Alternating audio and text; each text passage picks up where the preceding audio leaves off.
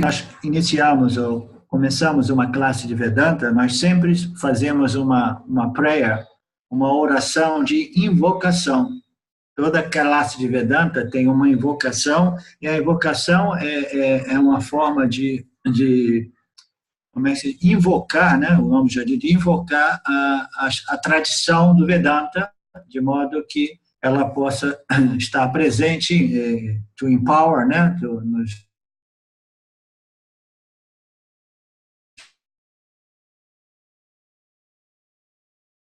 Como é que se eu sou português.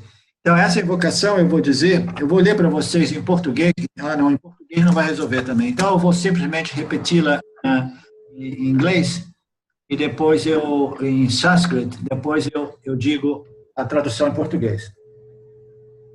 Sadashiva Samrambham Shankarya Sharya Madhyamam Asmadacharya Paryantam Vande Guru Paramparam Iswaro Guratemeti Murti Veda Vibhagine Yomavada Vyapatedahaya Dakshinamurtiya Namaha Sarva Vedanta Siddhanta Gocharam Tamagocharam Govindam Paramanandam Satguru Pranatosh Maham Om Shanti Shanti Shankaracharya Ramji Dayananda Shanti. So, o objetivo dessa invocação é de nos conectarmos com a tradição do Vedanta, essa Sampradaya, como se diz em sânscrito, de modo que todos esses Mahatmas, todos esses sages que fazem parte dessa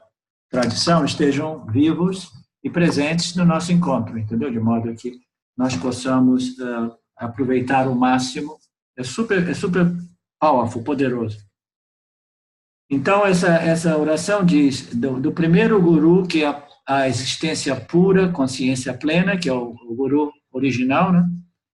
Até Shankaracharya no meio, que Shankaracharya é o nosso personagem no meio da história, né? A tradição do Vedanta, ela vive há muitos milhares de anos, com Shankaracharya no meio, até o meu professor no final.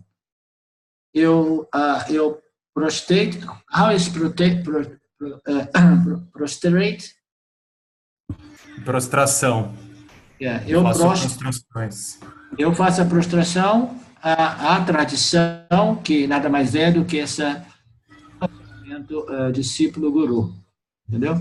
Eu protesto para a tradição do guru-discípulo, né, Ishwara, o meu guru, é além da dualidade da forma, é além de termos espaço. Eu faço a prostração a Ishwara em de forma Dakshinamurti. Dakshinamurti é o guru original, entendeu? É o primeiro guru da tradição Vedanta. Aquele que traz o conhecimento da verdade, que destrói a ignorância. O conteúdo dos Vedantas, os textos Vedantas são além do conhecimento e da ignorância. It's não limitado, não limitado bliss, e além além do tempo. Ele nunca nasceu e nunca morreu. Eu worship that reality is my guru. Como se traduz isso, Fábio? I worship that reality is my guru.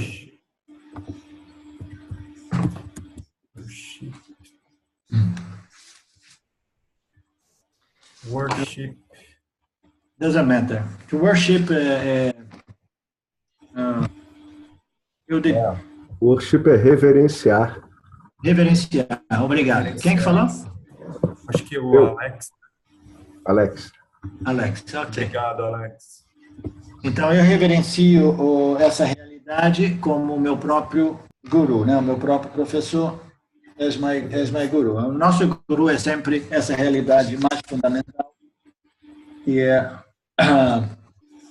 aquilo que existe por detrás das escrituras do Vedanta, né? O Vedanta nos foi revelado diretamente do ser e nos foi revelado para aqueles que nós conhecemos como os rishis. Os rishis foram aqueles que ouviram ou receberam essa transmissão essa revelação. A gente não vai entrar nos detalhes disso nesse momento, mas mais cedo ou mais tarde vai aparecer isso. Belo. Nós tínhamos passado pela tradição do Vedanta. Vocês veem ainda não. Ok, let me share something here. Ok, now you have the chart, hein? Todo mundo vendo o chart. Arlindo, eu descobri sabe aqueles risquinhos que de vez em quando faz? Sem Sim. querer, aí aparece uma barra de ferramentas aí pro chart para você. Sem querer, você deve ter clicado no lapisinho. No lapisinho. Né? Mas aí também tem uma borracha, depois que você pode clicar nela, que apaga. E tem um tipo de um pontinho colorido que você clica nele, aí o seu mouse, a hora que você estiver passando aqui em cima do chart para explicar as coisas pra gente, ele fica um pontinho vermelho, uma luzinha vermelha, destaca mais. Mas só se você quiser também. Ok. E onde é que é esse pontinho vermelho? Porque aqui tem a anotação, é o lapisinho aqui, tem pausa, remote control, participantes, etc. Eu não estou vendo essa coisinha. Anyhow, let's not lose time right now. Um outro momento você me liga para mim aprender essas ferramentas aqui dentro. Ok? Então, nós tínhamos concluído as qualificações necessárias para um sucesso, né, nessa autoinvestigação. Só um minutinho, minha esposa está no outro quarto, mas está muito alto.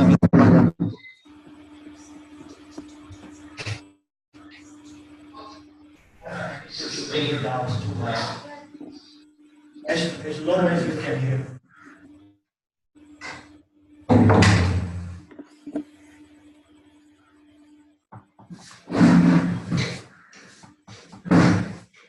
Nós tínhamos coberto, né? Nós tínhamos concluído a lista das qualificações necessárias para uma investigação com sucesso, né? Com possibilidade de sucesso. E qual é o sucesso final nessa investigação? É a realização do ser como um indivíduo, né? O indivíduo realiza a sua fundamental, né, independente identidade como a consciência livre de qualquer limitação. Então, essa é a conclusão com sucesso, né, desse processo de investigação.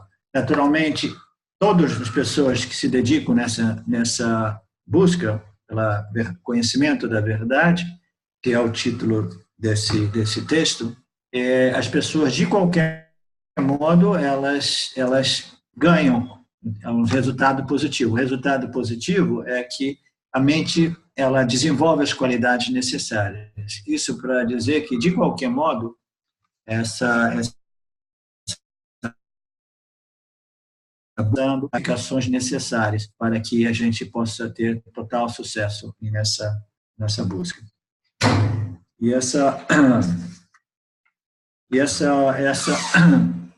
essas qualificações, elas não têm como objetivo discriminar ou desqualificar as pessoas. O objetivo dessa lista de qualificações é permitir aos participantes, né, aos buscadores, que, na verdade, um parênteses aqui, quando a gente chega no Vedanta, a gente já não nos referimos como buscadores. We are not seekers, we are inquirers. Como é que a gente definiria inquirers, Fábio ou Alex? Inquirer pratica a investigação, a autoinvestigação. Investigadores, ok. Nós já não somos mais buscadores. Por que não somos mais buscadores? Quando a gente diz para a gente que aquilo que você está buscando é aquilo que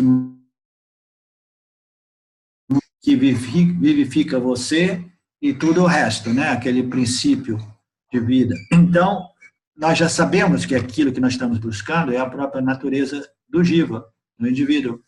Então, a gente não tem mais problema de ficar procurando o jiva, né? E as escrituras dizem aquilo é simplesmente você em sua natureza mais essencial e fundamental. E você, tudo que deve fazer é separar você de tudo aquilo que aparece para você, que é a discriminação mais importante e mais fundamental, a ferramenta mais importante do Vedanta, que é a discriminação entre Satya e Mithya, o sujeito e todos os objetos que aparecem dentro do sujeito. E os objetos são simplesmente tudo aquilo que possa ser objetivado. So, qualquer situação, se é objetivada, se aparece para mim, então, por conclusão lógica, não é aquilo que eu sou, porque eu sou aquele, a princípio, testemunha daquilo que está ocorrendo. Então, essa discriminação fundamental do Vedanta é a discriminação entre o sujeito e os objetos ocorrendo dentro do sujeito. Então, o Vedanta já nos diz de frente, né? de início. Não, aquilo que você estava buscando, eu vou dizer, é você mesmo, é a sua natureza essencial fundamental. Então, daquele ponto em diante, o indivíduo já não é mais um buscador, ele é um investigador da sua natureza, da sua identidade essencial, fundamental, que é independente de toda e qualquer experiência. Então, é uma investigação, já não é uma busca.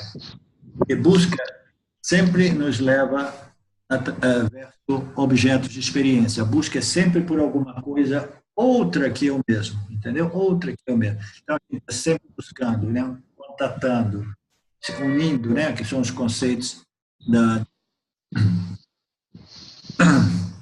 Então, isso para dizer que a nossa busca pela verdade, ela não é uma busca por nenhum objeto, mas é simplesmente uma discriminação entre o sujeito e o objeto. E isso é o objetivo final do Vedanta. Mas, naturalmente, essas qualificações foram apontadas de modo que a gente possa ver aquelas que ainda requerem um pouco mais de desenvolvimento da nossa parte. Tá? Então, a própria constante contemplação, estudo, contemplação e aplicação desses conhecimentos, ele ajuda a desenvolver essas qualificações, né? O amadurecimento do indivíduo. E qual é a qualificação mais fundamental? A gente pode chamar de maturidade. É a certeza absoluta de que qualquer objeto de experiência, qualquer coisa outra que eu mesmo me permita ter uma experiência, não vai resolver a problemática ou do drama humano, entendeu? Que essa sensação, esse sentido de limitação, de inadequação, de insuficiência, de que coisas estão faltando, essa inquietação que existe na experiência humana, de sempre estar buscando alguma coisa, sensação de tem alguma coisa que falta, que tem que conectar com alguma coisa, alguma pessoa, ou outro, ou objetos para me encher, porque eu me sinto vazio. Então, o único modo de resolver esse problema é através da remoção desses conceitos que não são reais, não estão em harmonia com a nossa real natureza. São conceitos baseados na auto-ignorância, na ignorância da real natureza do ser pleno. Nós chegamos no Vedanta, nós somos introduzidos a esse conceito de que, na verdade, o Jiva é o ser pleno e a sua natureza é a não limitação, é a total segurança, a total satisfação, a paz, etc, etc. Então, o indivíduo não busca mais, ele simplesmente discrimina o ser, o sujeito absoluto, de todos os objetos que aparecem dentro do ser. E a questão é que o objeto, o sujeito absoluto, é simplesmente a consciência original plena. Só que dentro da consciência original plena aparece um sujeito individual. Esse sujeito individual é o Jiva, que ele veste a camisa da consciência original e pensa que seja o centro do universo, que tudo ocorra em torno a ele. Então, no final das contas, a parte mais sutil dessa discriminação é discriminar a consciência plena original da consciência, o sujeito pleno original, que é a consciência original, desse sujeito individual, que é o Jiva, que nada mais é que um reflexo da consciência. Então, essa é a discriminação mais sutil que requer e todas essas qualificações estejam muito bem desenvolvidas. Então, nós recomeçamos do parágrafo que diz investigação no ser. No ser ou do ser, não sei. Que essa tradução aqui talvez tenha alguns erros. O texto agora discute a natureza da investigação, que é a discriminação, que leva à verdade do seu ser. Então, essa investigação é uma investigação entre Satya e Mithya. E ela, aqui, o texto está apresentando que Satya é aquilo que é real, e que Mithya é tudo aquilo que é aparentemente real ou não real, se nós preferirmos. A gente pode chamar não real. Mas a maioria das pessoas preferem o termo aparentemente real. Então, aquilo que é real, por definição, é aquilo que é sempre, sempre, absolutamente sempre presente. E nunca se modifica com o contato com todos os objetos que nós chamamos aparentemente real, ou não reais. Tá? Então, o ser é aquilo que é real, aquilo que é sempre presente e que jamais se modifica. Né? Então, nós temos que observar isso e perceber que o ser não pode ser a mente, porque constantemente a gente percebe que a nossa mente se modifica. Né? A mente se modifica com a modificação das 3 energias, Sattva, Rajas e Tamas. Né? Até mesmo o nosso intelecto, a gente tem a capacidade de perceber, existe um princípio, né, de testemunha na nossa experiência humana, que percebe também que o nosso intelecto, às vezes, está um pouco menos sharp, menos aguçado, mais preciso, né, e outras vezes ele está, entendeu, muito sharp. Como se diz sharp, Fábio ou Alex?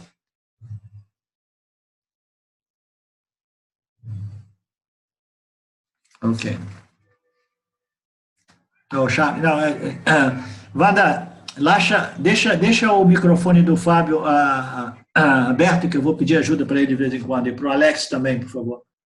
A menos que você tem...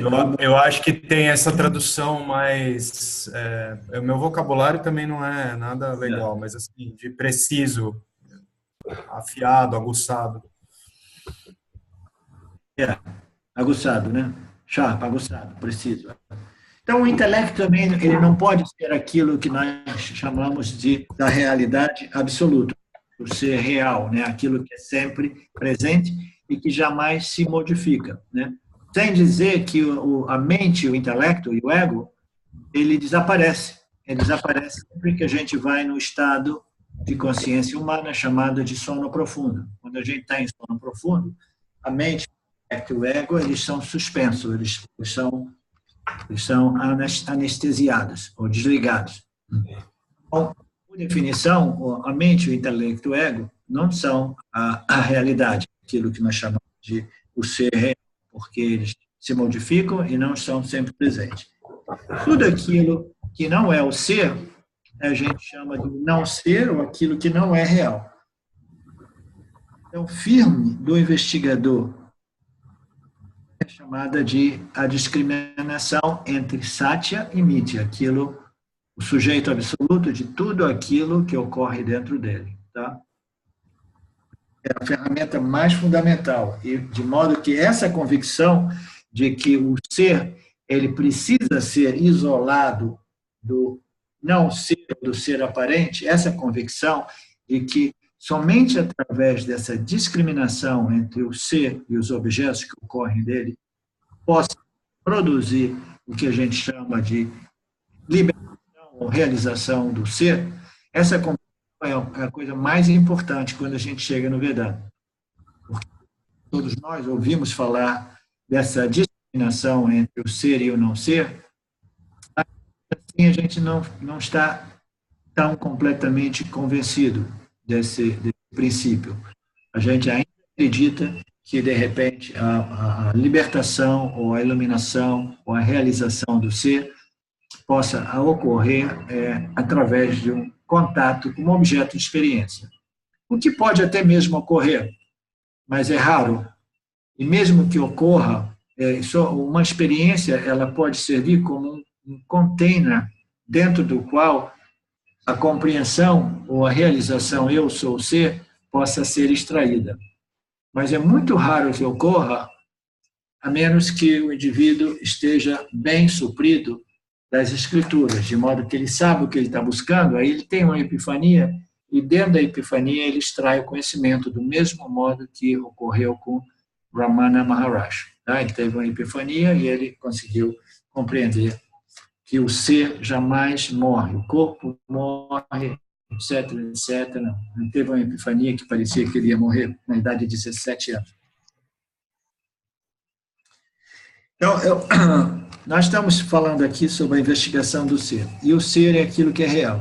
Eu vou ler aqui a definição do que seja o ser.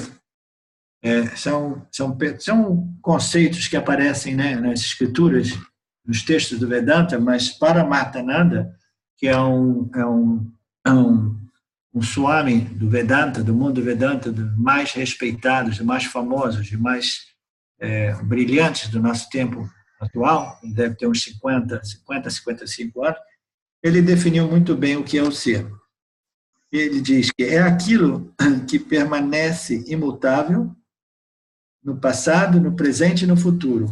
Não, isso não é a definição dele, não. A definição dele vai aparecer mais tarde, ou eu vou ler de um outro texto que eu tenho aqui. Isso aqui é o texto mesmo do Tattvabodha.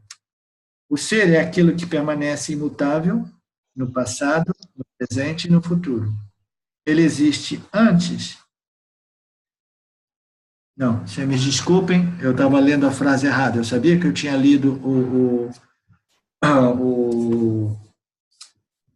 statement de Paramahansa aqui. O ser é não dualista consciência, é não dual, consciência impersonal, impessoal, universal. É a imodificável existência, independente, eterna, indivisível e infinito. É a impercebível essência de toda a existência. É sempre livre de ação e experiência. Essa é a definição daquilo que nós somos, em realidade. Né? Como a gente viu, nós somos fundamentalmente identificados com o corpo e, naturalmente, com o nosso intelecto, com a nossa mente, com o nosso ego. Mas o ser é não dualista. Né? Ele é impessoal e é universal, é a consciência impessoal e universal. Então, significa que existe somente um ser, ele é não dualista e ele não é pessoal.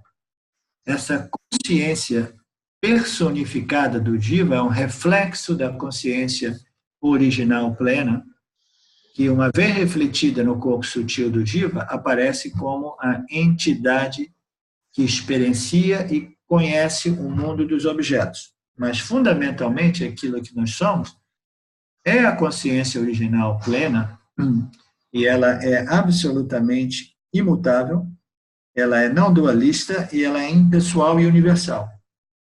Ela é a imodificável existência. Ela é independente, ela não depende de nada, e tudo que ocorre em Mitya só depende dela. Né? Maya depende dela, Ishvara depende dela, o Jiva e o mundo, Jagata, depende dela. Tudo depende dessa consciência que vivifica, anima e ilumina o mundo dos objetos através dos seus jivas. Então, tudo depende dela, disso, né? Acho que quase todos nós tivemos a oportunidade de presenciar, de testemunhar uma morte de uma pessoa conhecida e ver aquele corpo sem esse fator, sem esse princípio vital, que é a existência, a consciência, né? E depois, a partir dela, tem as energias, as energias têm o prana. A gente presta atenção quando o indivíduo ele deixa o corpo, né? A primeira coisa que desaparece é a energia vital, né? Essa prana, essa energia inteligente que circula, que organiza não, que administra ou governa todos os nossos sistemas autônomos, etc. Então, essa energia, essa área vital, né, vital air, quando ela deixa o corpo, imediatamente todas as funções são encerradas e rapidamente esse princípio chamado consciência, ela se desprende do corpo e esse corpo, ele simplesmente, ele representa é um corpo que a gente chama de food body, é corpo de comida, é um corpo de comida que uma vez ele esteja desconectado da consciência, ele começa a apodrecer rapidamente. Do mesmo modo que as nossas comidas, no momento que a gente tira elas do refrigerador, elas começam a putrefar muito mais rapidamente. Então, essa essência da nossa existência, ela é indivisível, é infinita, é imodificável, é a nossa existência fundamental. Sem ela, nós não existimos, né? Essa é a nossa existência. E ela não depende de nada, enquanto tudo depende dela, né? O corpo, a mente, o intelecto, os 3 corpos, as 5 coxas e só. Ela é impercebível, né? É impercebível. É impercebível ou imperceptível? Imperceptível. Ok. Então, ela é imperceptível. É a essência imperceptível de toda a existência. Veja bem, não é só a essência imperceptível da minha existência, de toda a existência. Isso enfatizar o fato que existe somente isso, e por isso que diz o ser é a não dualidade, a natureza do ser é a não dualidade, só existe isso, essa essência imperceptível de toda a existência, e é sempre livre de qualquer ação, de qualquer modificação, de qualquer experiência. Significa que as experiências não deixam nenhuma marca, nenhum arranhãozinho, nenhuma tintura no ser. O ser permanece sempre sem ser afetado, tocado por nenhuma de suas experiências através de seus jivas, né? Nós somos instrumentos de experiência desse ser e o ser permanece não afetado do mesmo modo que o espaço não permanece não afetado por todo e qualquer objeto que seja construído dentro dele mesmo, né? Esses grandes monumentos romanos, eles parecem até eternos quando eles duram por 3, 5, 4 anos, mas cedo ou mais tarde eles se decompõem e o espaço permanece completamente inalterado, porque o espaço permeia todos os outros elementos da criação, né? O espaço permeia o ar, o fogo, a água e a terra. Então, como analogia, o ser, ele simplesmente ele permeia tudo, ele é livre de tudo, de consideração e experiência. O ser é aquilo que permanece imutável no passado, no presente e no futuro. Ele não é limitado por tempo, ele não é limitado por espaço. Ele existe antes e depois do tempo. Ele permeia, ele penetra, permeia e transcende todos os estados de consciência humana. São os 3 estados de consciência, né? Basicamente, o sono, a vigília e o sonho. E depois existem outros estados de consciências místicas ou alterados. O ser está ali permeando todos eles. E todos esses estados de consciências, eles não passam de objetos de experiência em referência ao ser. Eles ocorrem em referência àquilo que nós somos, são todos objetos.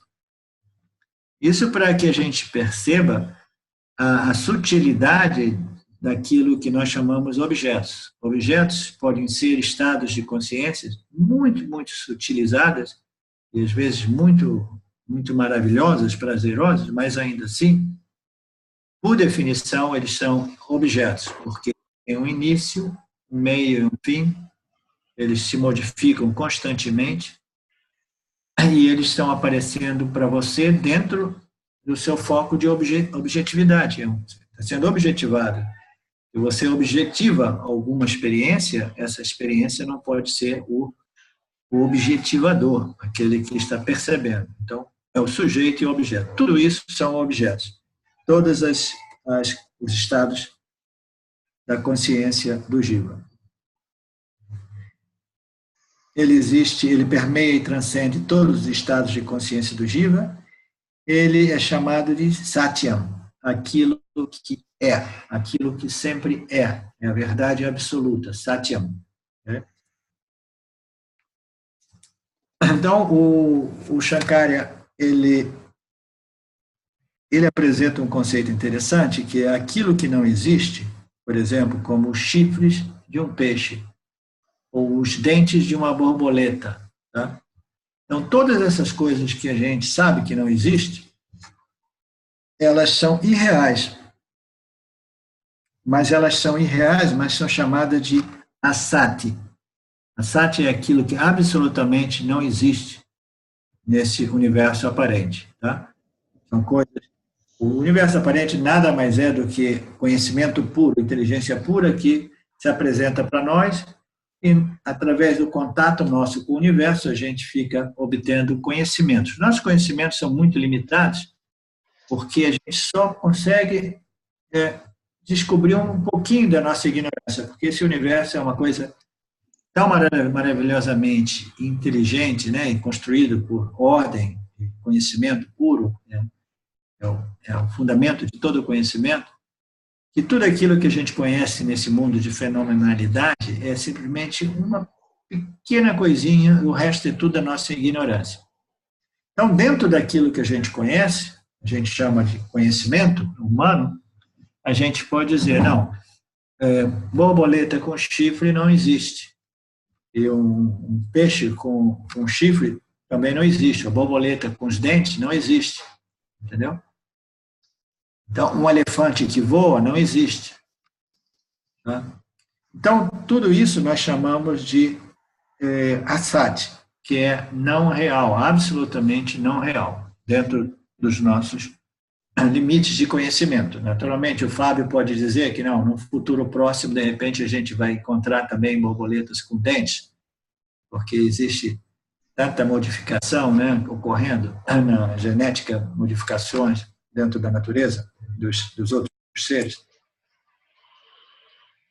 Mas aquilo que existe, mas sofre mudança constantemente, a gente sabe que a nossa mente existe, mas a nossa mente se modifica constantemente. A gente sabe que a nossa cultura local, ela existe, mas ela se modifica constantemente. A gente sabe que o nosso corpo físico existe, mas ele se modifica constantemente. A gente sabe que os pensamentos existem em nossa mente, mas eles se modificam constantemente. Tá? Então, existe uma outra categoria de irrealidade, que é aquilo que existe, mas em constante modificação de um momento ao outro. Ela parece como uma coisa estável, e as modificações, elas ocorrem e a nossa capacidade de percepção não consegue captar ela imediatamente. E ela aparece tão frequentemente, através de um objeto depois do outro, aparecendo dentro de nós, um pensamento, que ela parece um fenômeno só e contínuo. Mas, na verdade, não. São modificações constantes, exatamente como a projeção do filme numa tela de cinema. Entendeu? São diversas pictures projetadas, que se modificam constantemente, dando uma impressão de continuidade. Então, tudo que ocorre em Mithya, o mundo dos objetos, a gente chama de realidade aparente. É irrealidade, mas a gente chama de realidade aparente. A gente dá um status diferente daquela irrealidade tal qual o elefante que voa. A gente chama ela de Mithya. É uma realidade aparente. Todas as coisas nos mundos, subjetivo e objetivo, elas se modificam constantemente e elas são classificadas como Mithya. E é bom lembrar que a discriminação que nós precisamos fazer, que é um processo gradual, ela vai se tornando sempre mais sutil, é a discriminação entre Satya e Mithya. Satya é a verdade, Satyam, né? A verdade absoluta, aquilo que é eterno, sempre presente, independente de tudo, que jamais se modifica com contato com nenhum objeto, etc, etc. Satya, eu, nós, né? A consciência plena. E Mithya, todo aquilo que é fenômeno, que aparece real, mas através de uma investigação mais cuidadosa, a gente reconhece que não é real, mas simplesmente aparentemente real, porque é em constante modificação. Então, aquilo que existe, mas sofre mudança constante, é chamado de Mithya, é uma realidade aparente. Todas as coisas no mundo subjetivo e objetivo se modificam constantemente, portanto, é Mithya. Todas as nossas experiências ocorrem em Mithya, elas são aparentemente reais. E a realização do ser é a realização daquele aspecto da nossa existência que é Satyam, que é real, sempre presente, absolutamente, sem jamais se modificar e além das limitações impostas por tempo e espaço. E aqui o verso diz: todas as coisas no mundo subjetivo e objetivo. O que é o mundo objetivo? O mundo objetivo é esse mundo aqui, ó, vendo o chart. É um mundo objetivo físico. Esse chart aqui, ele é uma fotografia daquilo que nós somos como indivíduo, no micro, né, no nosso micro cosmic existência como indivíduo, com um corpo físico, um corpo sutil e um corpo causal. Mas também é a fotografia do universo, né, que é Ishvara, que é o Criador, a criação, as leis que governam, que incluem todos os jivas, etc, etc. Então, essa criação chamada Ishvara, essa realidade aparente, ela também tem 3 corpos. Ela tem o corpo macrocósmico causal de Ishvara, o corpo sutil, que é a mente coletiva de Ishvara. Nós temos conhecimentos pequenininhos. Lembra que eu estava explicando? A gente, eu não sei nada de matemática. Aí eu estudo um pouquinho, aí eu consegui descobrir um pouquinho, eu consegui remover um pouquinho da minha ignorância sobre matemática. Mas, ainda assim, existe uma montanha, uma infinidade de ignorância que eu tenho em relação à matemática. Não, sem dizer que a ciência chamada matemática, a mente coletiva humana, o que ela sabe ainda assim é limitado, porque mesmo através do esforço de todos os seres humanos, a gente não consegue desenvolver o conhecimento de Ishvara em relação à matemática, porque todo esse universo é construído de modo mais ordenado e preciso e geométrico. Todas as leis, é uma precisão, todas as ciências que a gente vai descobrindo, elas pertencem a Ishvara, que é a criação, inteligência pura, conhecimento puro, tudo ordenado, muito bem preciso. Então, do ponto de vista de Ishvara, essa é a mente total da criação, tá? Do ponto de vista do indivíduo, a gente sabe pouco. Do ponto de vista coletivo do conhecimento disponível humano, a gente sabe um pouco demais, que é o conhecimento daqueles que exploraram ainda mais os campos da ciência. Então, do ponto de vista de Ishvara, nós temos o corpo causal de Ishvara, o corpo sutil da criação, né? E o corpo físico. O corpo físico é o universo físico manifesto, né? A manifestação material física do universo. Então, essa projeção, ela começa com causal, sutil, aí a realidade material física. Essa realidade material física nós chamamos de um mundo objetivo de Ishvara, porque é uma projeção de Ishvara. Nós não criamos nada nesse mundo objetivo. A gente simplesmente, nós fomos criados por Ishvara, nós chegamos aqui, encontramos montanhas, rios, esse planeta maravilhoso, aí a gente começa a olhar para cima, a gente descobre que esse planetinha não é nada, é um cantinho um sistema solar que não vai em uma galáxia minúscula, em uma infinidade de milhões de outros sistemas estelares, etc.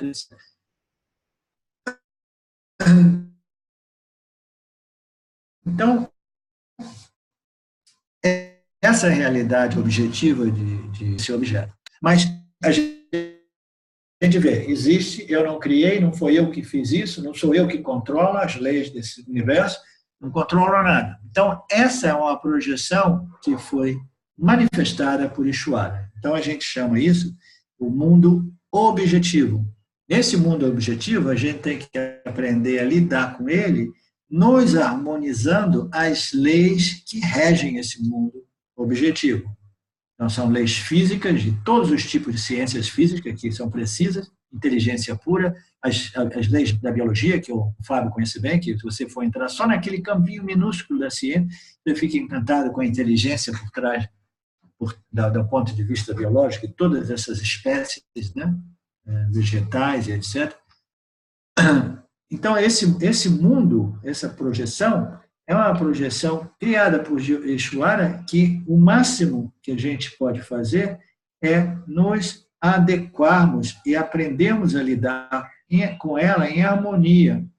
Aí a gente entraria no campo do Dharma, né? Respeitando a nossa natureza e respeitando as leis que operam nesse campo.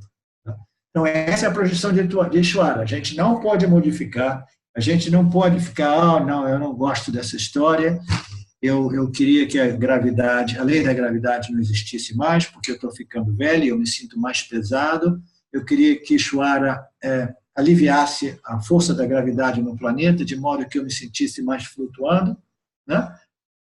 A gente não tem modo de alterar essas leis, tá? Se Ishvara fizesse isso, então, de repente a pessoa mais velha flutuaria, mas aí todo o cosmos andaria fora de equilíbrio e tudo andaria por água abaixo. A gente só pode compreender um pouco dessas leis e nos adequarmos, que é uma coisa um pouco difícil para os jivas humanos. Mas a gente não vai entrar nesse assunto. As leis subjetivas, que esse verso se refere, todas as coisas nos mundos subjetivos e objetivos se modificam constantemente. Por isso, são categorizadas como nitya. O que são esse mundo subjetivo, né? Nós compreendemos o que é o mundo objetivo, que é a manifestação física material. O objetivo nada mais é do que todos os conceitos mentais, noções, conceitos que nós temos em nosso corpo sutil do jiva, na mente do jiva, né? Tudo aquilo que são impressões, todo o material mental, emocional que a gente tem aqui, que nos permite de sonhar de noite, ou sonhar enquanto acordado. Você conhece aquelas pessoas que estão sempre sonhando enquanto acordadas? Aquelas pessoas, aqueles que são the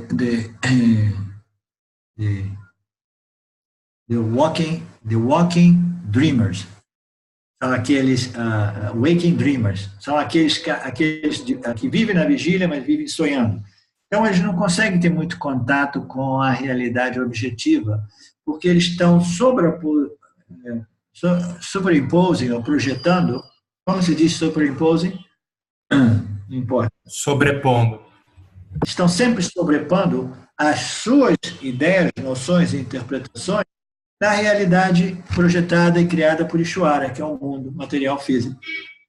Então, o conteúdo mental e emocional de cada um produz um fenômeno que a gente chama de sobreposição dessas vasanas, dessas condições mentais na realidade de Ishvara. Por isso que a gente diz que a criação de Ishvara, esse planeta, né, que é uma criação minúscula, né, dentro do contexto do universo, é uma só, né?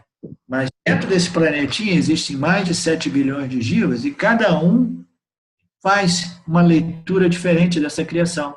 Cada um projeta conceitos, ideias, cada um faz interpretações diferentes. Então, essa interpretação é o produto de todo o nosso material mental e emocional. E esse material mental e emocional é que quando nós dormimos, quando a gente dorme, o corpo causal está desligado, mas eles permanecem aqui no corpo, o corpo sutil está desligado, eles permanecem aqui. Quando a gente sonha de noite, o que ocorre é que esse material mental emocional, ele projeta esse mundo do conteúdo de nossas vássanas e projeta essa realidade que a gente chama de sonho, que é uma realidade puramente subjetiva e somente relacionada ou referente ao indivíduo que está sonhando. Nenhum outro indivíduo tem nada a ver com aquela realidade. Aquela realidade é unicamente reservada ao sonhador, é puramente subjetiva, né? Ele pode, no sonho dele, fazer o que ele fizer, ele pode assassinar a esposa dele, o marido dela, isso, aquilo, e ninguém jamais vai saber, ninguém vai dedurar, ninguém vai entregar ele para a delegacia, etc., porque é um mundo que pertence somente a ele, né? É uma realidade subjetiva. Por que é importante compreender isso? Todo esse mundo mental que nós temos produz não somente sobreposições naquilo que Ishvara criou, mas também cria esse mundo dos sonhos e esse mundo de pensamentos, noções, ideias, emoções constantemente circulando na nossa mente, tá? Então, todos esses objetos que ocorrem aqui, e todos os objetos físicos materiais que ocorrem aqui, são ambos em constante modificação. E são ambos objetos, nitya, objetos em nitya. Objetos são sempre em nitya. Tá? Isso é importante compreender, porque o objeto que a gente tem que discriminar como não real, como não eu mesmo sou o ser, eu sou livre de qualquer limitação. Então, eu vou dizer, eu tenho que me separar de tudo aqui, os objetos que ocorrem dentro de mim. Então, eu percebo os objetos, de modo mais claro, os objetos físicos materiais. Eu digo, eu não sou uma cadeira, eu não sou a parede, eu não sou meu apartamento, eu não sou meu carro, eu não sou meu cão, eu não sou isso. Aí a gente chega num ponto que a gente tem que começar a questionar, mas será que eu sou também o meu corpo físico? Qual a diferença entre o meu corpo físico e o corpo físico do meu amigo? Entendeu? É sempre a mesma coisa, as três energias compostas com os 5 elementos, combinada com a composição dos 5 elementos, é um saco de osso e líquidos. Então, a gente sabe que o aspecto material da criação é um objeto. E quando a gente chega no Vedanta, é muito claro, você tem que discriminar você do seu corpo físico, porque toda a causa raiz do sofrimento humano é baseada nessa identificação com o corpo físico. Mas não só isso, nós temos que discriminar aquilo que nós somos, o ser, de todos os objetos ocorrendo aqui no meio. Todos esses objetos mentais, emocionais, pensamentos, noções, conceitos, tudo aquilo que ocorre ali, sensações, emoções, tudo isso também é objeto, né? É um objeto produzido da mente do indivíduo, por isso, então, é chamado de mundo subjetivo, são objetos subjetivos, que são em referência somente àquele jiva, a mente daquele jiva específico, que tem aquele tipo de galáxia, né, de sistema, um sistema de pensamentos e noções e sensações e sentimentos que estão sempre circulando naquilo que a gente chama o nosso corpo causal. Aquilo também são objetos. São subjetivos, são sutis, mas são objetos. Nós precisamos separar ou isolar o ser aqui em cima, ou o ser que aparece aqui, para indicar a gente que também, no nosso corpo sutil, o ser permanece aqui embaixo também, o ser permanece aqui, mas nós somos muito mais identificados com o nosso corpo sutil, porque é aqui que a gente tem que processar a nossa discriminação. E o ser está aqui. Então, é o ser que tem que ser discriminado do intelecto, que é o aspecto mais sutil desse processo de discriminação. Então, esses são objetos subjetivos.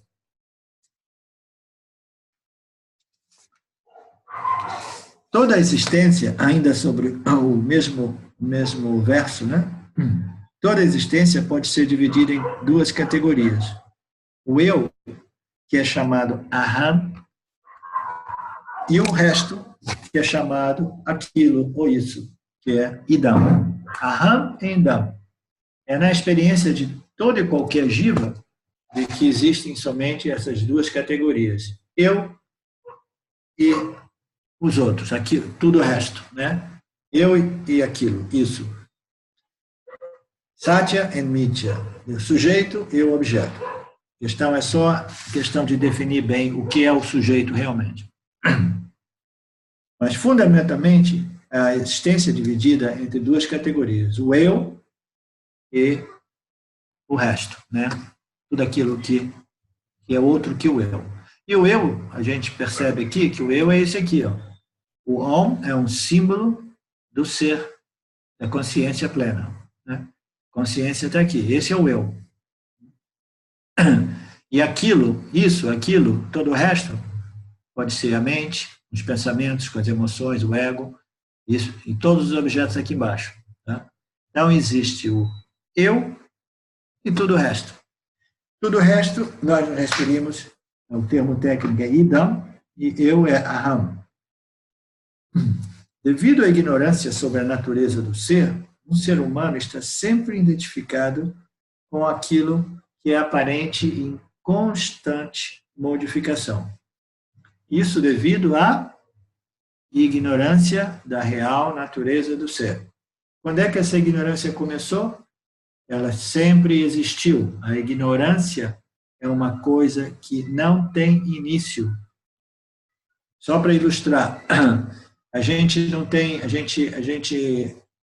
conhece uma espécie dentro da flora, né? Aproveitando que o Fábio está aqui, na flora de Ubatuba, existem espécies muito raras e muito importantes do meio ambiente, a gente não tem esse conhecimento. Aí um dia a gente vai visitar Fábio em Ubatuba, ele leva a gente no sítio dele e começa a apresentar algumas dessas espécies botânicas. Aí ele explica algumas coisas, aí aquela ignorância nossa em relação àquela espécie botânica, ela é removida, né? Ela simplesmente foi removida, porque agora a gente tem a ignorância daquela espécie. Então, quando é que tinha começado a minha ignorância em relação àquela espécie botânica? Ela jamais começou, né? Ela é sem início, ela é eterna, se a gente quiser dizer. Em inglês a gente diz it's beginningless. A ignorância é beginningless.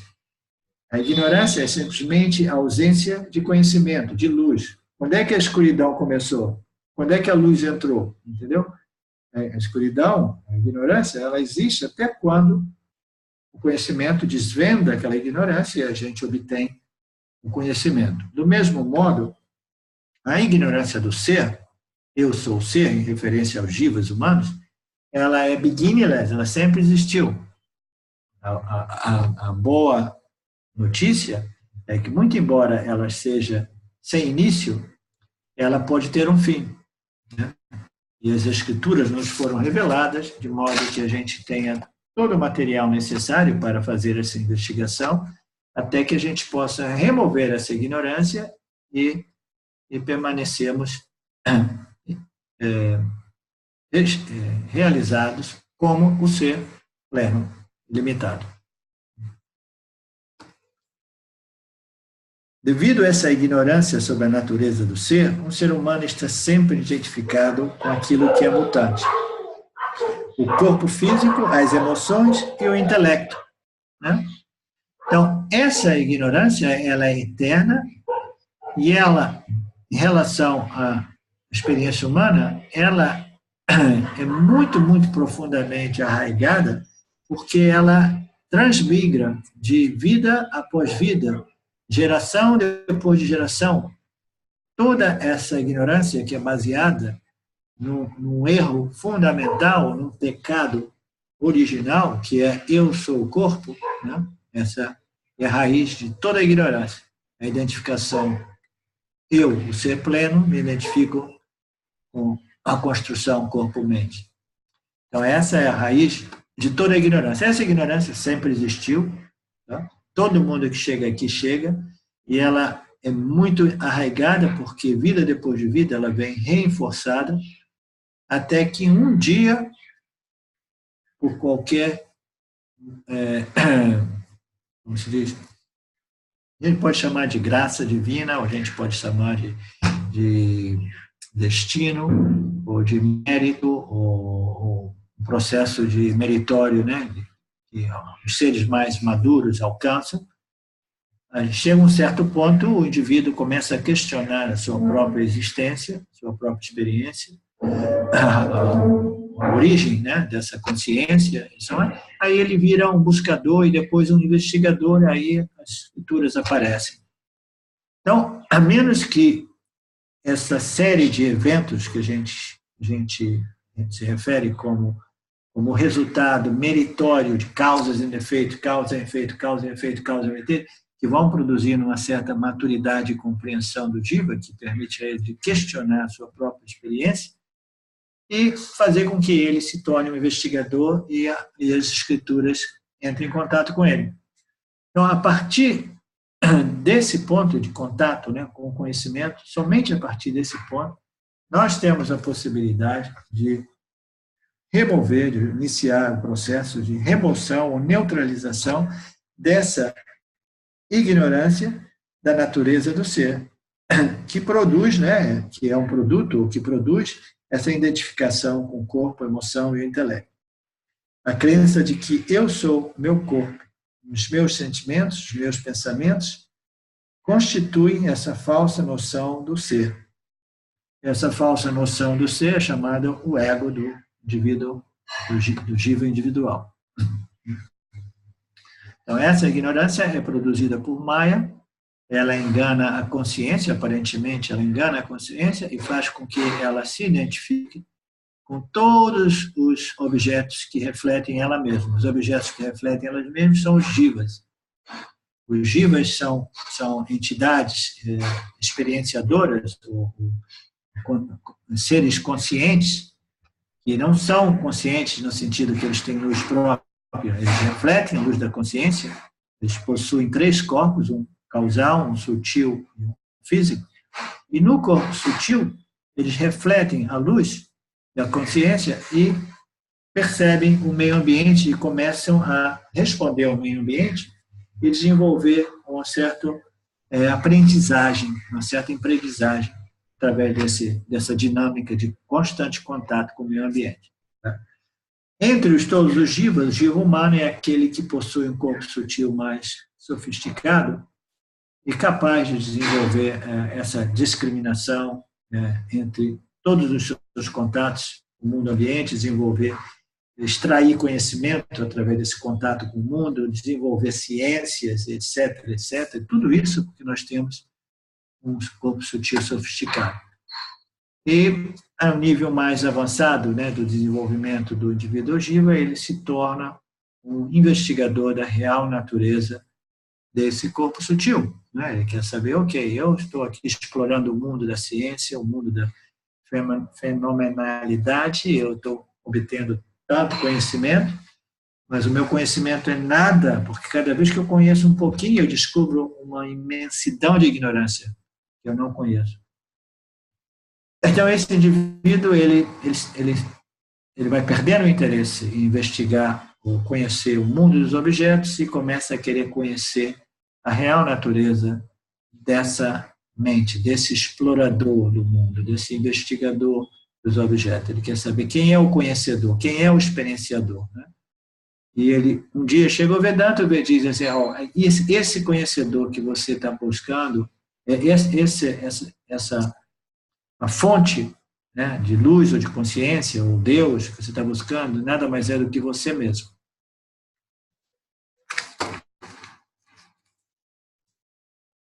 A crença de que eu sou o corpo, sentimentos ou pensamento constitui essa falsa noção do ser, e isso é o que chamamos de ego. O que é o ego? O ego é o aspecto do corpo sutil, o qual a mente, né, ela submete as impressões do contato com o campo dos objetos, o intelecto discrimina, decide, determina, e o ego coloca essa ação através dos órgãos de ação no campo, e ele se identifica como o executor da ação. Eu sou aquele que penso, que discrimina e que executo. Tá? É tudo aqui dentro, é um fenômeno só. Alguns ensinamentos colocam outro centro aqui como o centro das memórias, tá? Porque o intelecto, para processar, discriminar, determinar e decidir, ele precisa de ter o centro da memória consciente aqui. Alguns ensinamentos colocam também a memória nesse corpo sutil. Mas tudo isso é um fenômeno único. E o ego é aquele aspecto do corpo sutil que pensa, que leva as coisas para o lado pessoal. Né? A consciência é infinita, é ilimitada, é impessoal. Mas o indivíduo, ele, através do ego, ele se identifica com sua experiência, com suas ações, e ele se sente o originador de seus pensamentos e o fazedor executor das ações, das decisões. Ele se torna o ego, o eu, né? O indivíduo. Se uma pessoa puder claramente distinguir o ser real daquele ser real, do ser aparente e sempre mutante, né? Porque a gente sabe que o nosso corpo sutil se modifica constantemente. Todas as ideias que a gente mantém aqui no intelecto, com o tempo elas se modificam, entendeu? Você pode ser um comunista um dia e depois você vai virar um democrata, você pode ser uma pessoa com valores ateístas, aí de repente você vira um cristão e depois você vira um vedantina, e so on. Então, tudo aqui se modifica constantemente, né? Se uma pessoa puder claramente distinguir o ser aparente do ser mutante, que a gente chama do não ser, ou ser aparente,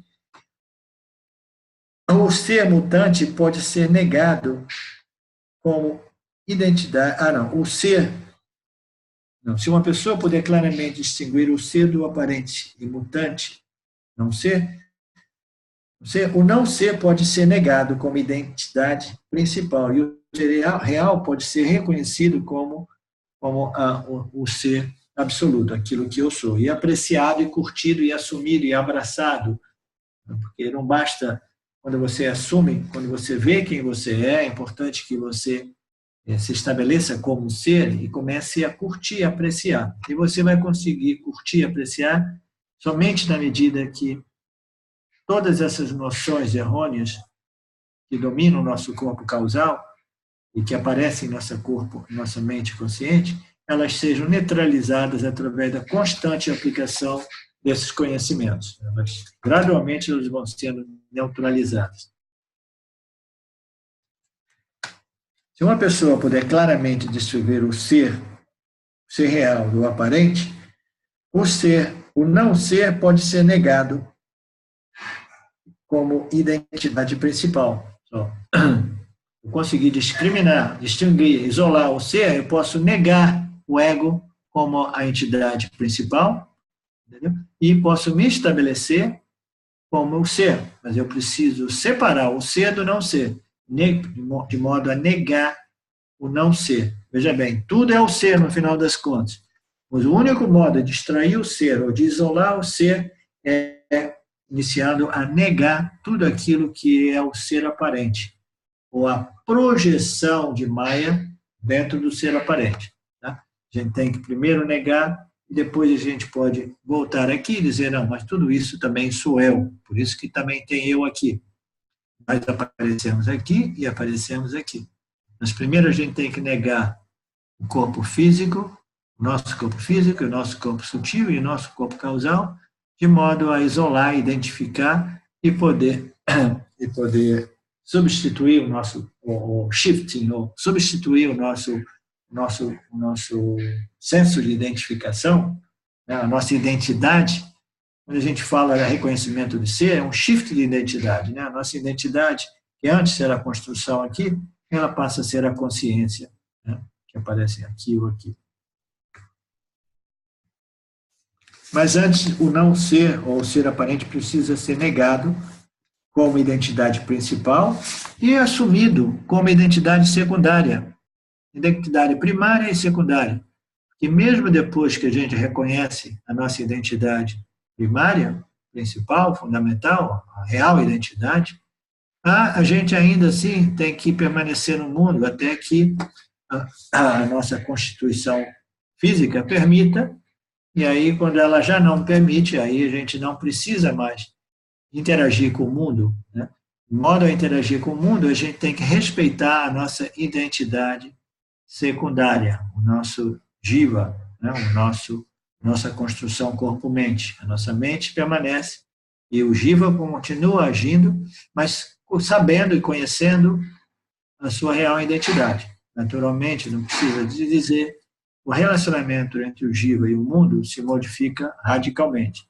Que agora ele sabe que ele vive no mundo, mas o mundo é somente uma aparência dentro dele mesmo.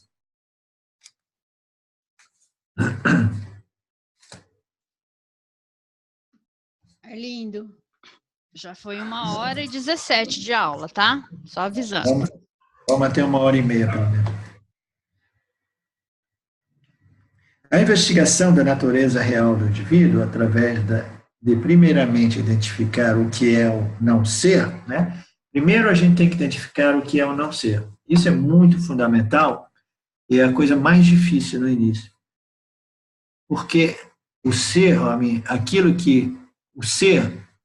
aquilo que nós pensamos de ser, o jiva, ele é tão identificado com aquilo que é o não ser, aquilo que não é real, aquilo que é um objeto de experiência, como exemplo, a sua própria mente, as suas noções intelectuais, as suas experiências espirituais, etc. Ele está tão identificado que ele quer manter tudo aquilo dentro da categoria daquilo que é o ser real. Não, isso sou eu, é o real. Mas esse trabalho, ele começa, essa investigação, a partir da discriminação entre aquilo que é real e aquilo que é aparente real. Então, tudo isso que é aparente real, a gente chama de ignorância, ou Maya. E a gente precisa catalogar tudo isso.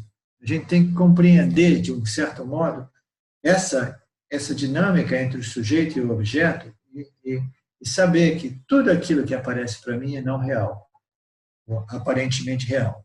Por quê? Porque tem um início, um meio e um fim. E é em constante modificação, é limitada por tempo, espaço, e etc, etc.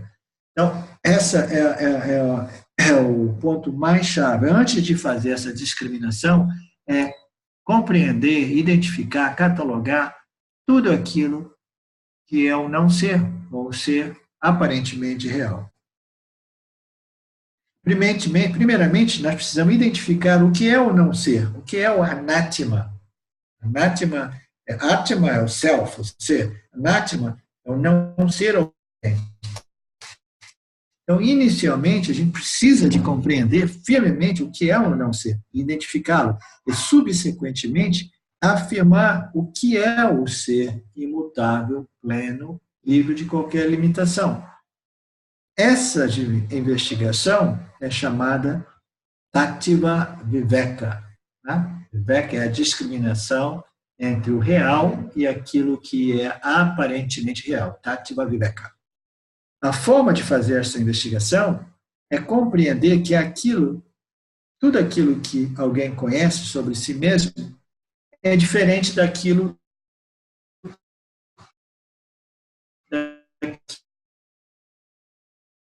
que conhece. Então, tudo aquilo sobre nós mesmos é diferente daquele que conhece.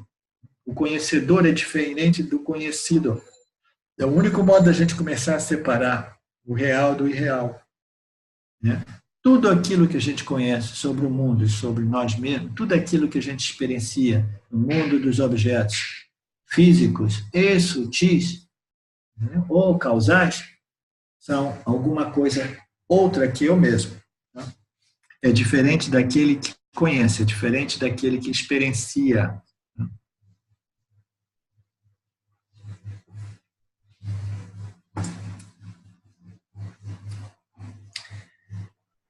A análise que segue mostra como o eu, aquele que conhece, é diferente do corpo com o qual ele está falsamente identificado. Então, tudo isso é uma introdução que nós estamos fazendo para definir bem o que é Sati-Nitya, o que é o ser e o não ser, ou o sujeito e os objetos, o ser real e o ser aparentemente real, né? O ser e as experiências. E, a partir disso, esse texto ele vai começar a discriminar o ser de diversos níveis de experiência humana. Ele vai discriminar, agora vai discriminar o ser do corpo físico, tá? O indivíduo, primeiro ele vai mostrar os três corpos.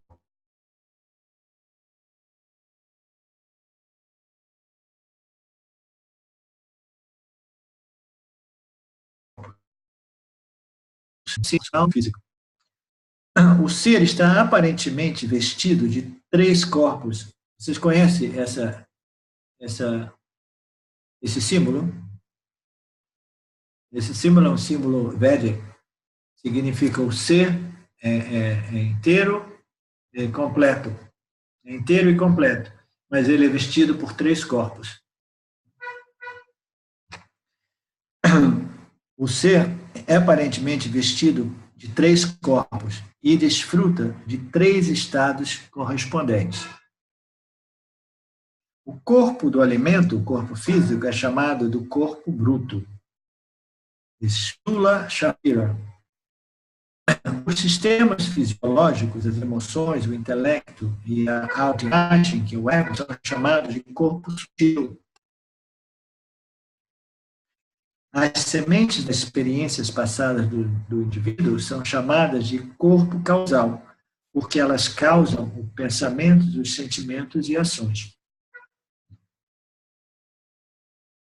Então, o jiva humano, todos os jivas, mas o jiva, no contexto Vedanta, quase sempre se refere ao jiva humano.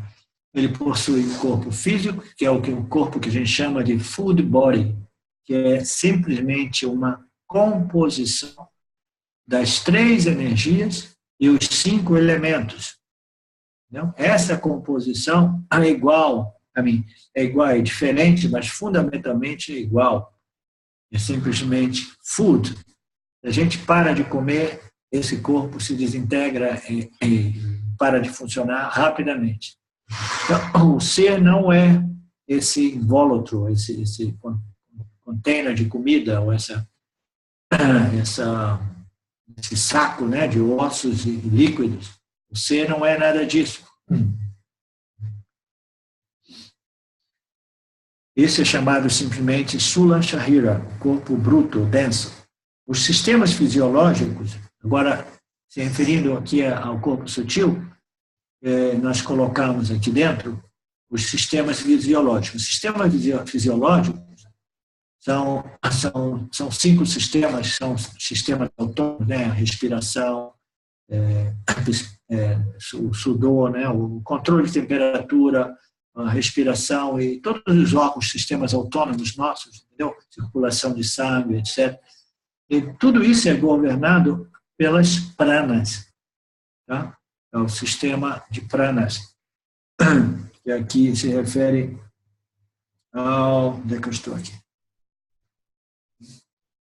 Os sistemas psicológicos, as emoções, o intelecto, a autoimagem são chamados de corpo sutil. Corpo psicológico. Não, ele não entrou nos pranas aqui. Os pranas a gente vai ver mais tarde. Onde é que estão os planos? Não, deve ser aqui também, mas um momento, eu li errado. Os sistemas psicológicos, né? As emoções, o intelecto e a autoimagem, o ego, são chamados de corpo sutil. Aqui, a gente não integrou ainda os pranos. A mente, o intelecto, o ego, tudo isso, as emoções, as emoções e os sentimentos são dentro da mente. Em alguns outros ensinamentos, o corpo causal é subdividido entre intelecto, mente, um centro emocional, o intelecto, o ego e um centro de memórias. Tá? Aqui, a mente e as emoções, sentimentos, são todos integrados aqui. O intelecto aqui está integrado com o sistema de memória e o ego é aquele aspecto que personaliza a experiência, que fundamentalmente é totalmente impessoal. Então, isso é o nosso corpo sutil. O corpo sutil, naturalmente, ele não pode ser o corpo, o ser pleno, o seu ser pleno é imutável, como já vimos, tudo isso aqui se modifica constantemente. E não somente isso. Em um dos estados da consciência humana, que é o sono profundo, esse corpo aqui, ele simplesmente desaparece. É o intelecto e a mente, elas vêm suspensas. Quando se identifica com o corpo sutil, parece ser um sonhador ou um pensador. O ser, quando nós nos identificamos com esse corpo sutil, são dois fenômenos que ocorrem. O ser se sente o sonhador. O sonhador é aquele que projeta o conteúdo mental, emocional do indivíduo no meio da noite. Então, o ser identificado com o material mental, emocional do indivíduo, o conteúdo, ele projeta o mundo dos sonhos. Mas, durante o estado acordado, ele aparece, ele se identifica como aquele que pensa, aquele que decide, aquele que toma a decisão de executar uma ação, discrimina, determina, etc. Então, ele é o pensador, o discriminador e ele é o sonhador, o ser quando identificado com o corpo sutil.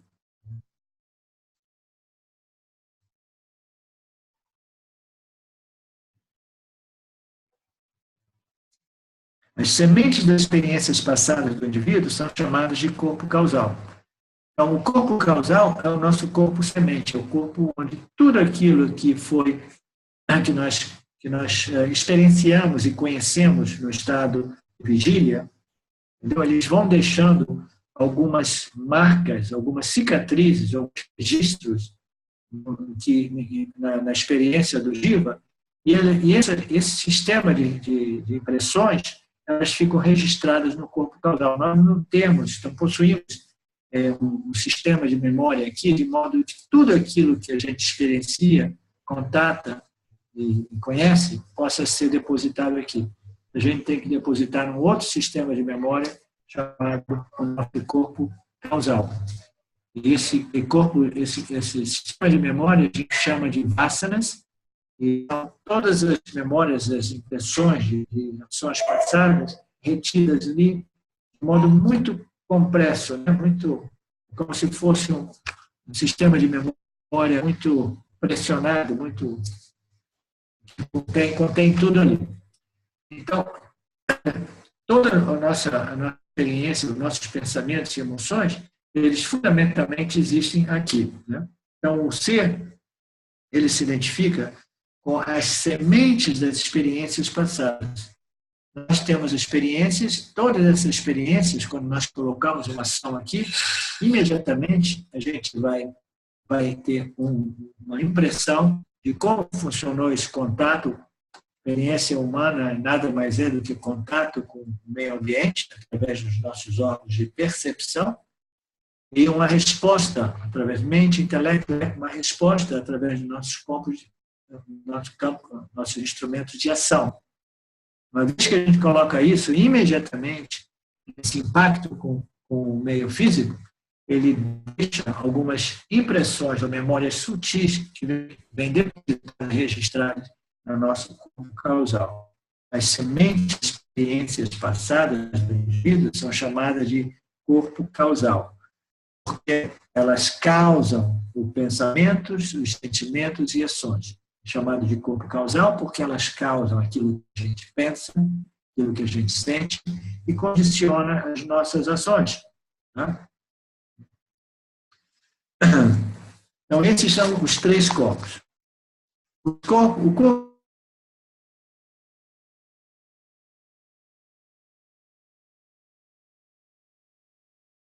causal, o corpo sutil e o corpo físico. Se o ser se identifica com o corpo físico, ele parece ser uma identidade ambulante, que se move daqui para ali, né? Porque ele está completamente identificado com o corpo físico. Imediatamente, a sensação, a noção de tempo e espaço ocorre, porque ele se refere ao campo, em referência a esse corpo físico e o corpo físico de todos os outros objetos.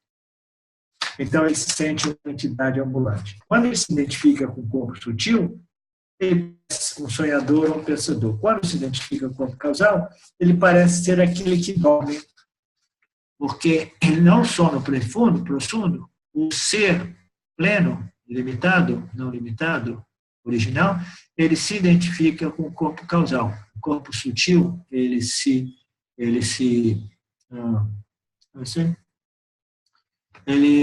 shrink back, unfold back, ou ele se como é que se diz? Unfold. Ele se dissolve no corpo. Não, ele não se dissolve, se recolhe. Ele se recolhe. Ele se recolhe no corpo causal, a mente e o intelecto não estão mais presentes, o ego, e o ser se identifica como aquele que dorme, the sleeper. Como a gente chama o sleeper em português? Não é o dorminhoco. Tem outra palavra, né? Desculpa, Nagar, eu tive que atender a porta. O que você perguntou? The sleeper, aquele que dorme. Sonhador, o pensador, não importa. Estou com gente tocando a campainha, Nagar, perdão. Quando ele se identifica com o corpo causal, ele pensa que ele é aquele que dorme. Esse processo é parecido com o de um ator fazendo diferentes personagens num drama, ou um cristal límpido que assume a cor do objeto que está próximo dele. Mas como ator, o ser se distingue dos papéis que ele aparenta assumir. O ser é, portanto, chamado de testemunha, Shakshi, dos três corpos e de seus respectivos estados. O ser é o eu e os corpos são objetos.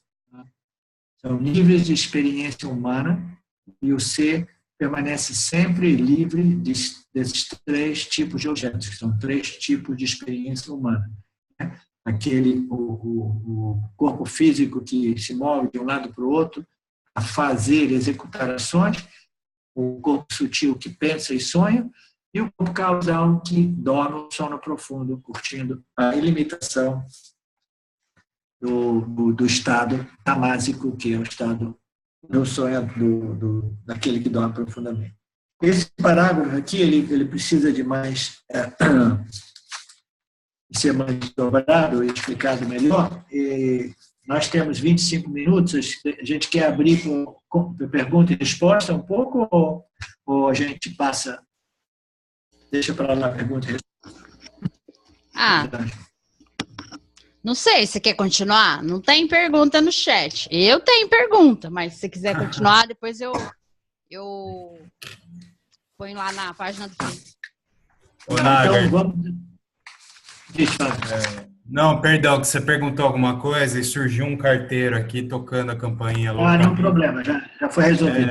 Deixa eu te perguntar, você viu a publicação, teve uma sincronicidade muito boa na aula de hoje, que você viu a publicação que eu fiz mais cedo, da tradução de uma pessoa que fez a publicação de uma pergunta feita ao Paramatananda, que foi publicado lá no grupo do James. Sim. E aí, hoje cedo, eu tive essa inspiração de traduzir isso e colocar no grupo. Sim. E eu achei muito apropriado. Só um instante, filha. Aurora, ajuda ele. Que bom. Ele faz uma pergunta, que é: qual é a importância de Jagat Mityatvam, né? A realidade experiencial do mundo, a realidade empírica. E aí o Paramatananda ele desenrola fazendo uma analogia com o estado de sonho. Então, assim como a nossa realidade experiencial em estado de vigília, ela depende do ser para existir, mas o ser não depende dela, o mesmo é com o acordado. Quando acorda do sonho, o sonho desaparece, né? Mas sem o indivíduo, esse sonho não existe. Então, ele desenrola toda uma analogia em cima dessa reflexão e é muito apropriado o texto. Eu não tive oportunidade de ler ainda, mas vou ler depois, e se for apropriado, eu posso comentar um pouco. Mas é um sonho dentro de um sonho, né? Esses dois estados. Tem o sonho de Ishwara, o sonho de Maya. Maya produz essa projeção, né? Dentro do sonho tem o sujeito individual, que é o Jiva, que sonha dentro dessa realidade empírica, né? Ele projeta, ele interpreta. E ele sonha acordado ou ele sonha durante a noite, quando ele sonha mesmo, né? O mundo dos sonhos. Então, todas essas duas realidades, Jagrata e o Jiva, né? A realidade objetiva e subjetiva, a realidade, pode fechar o seu microfone, Fábio?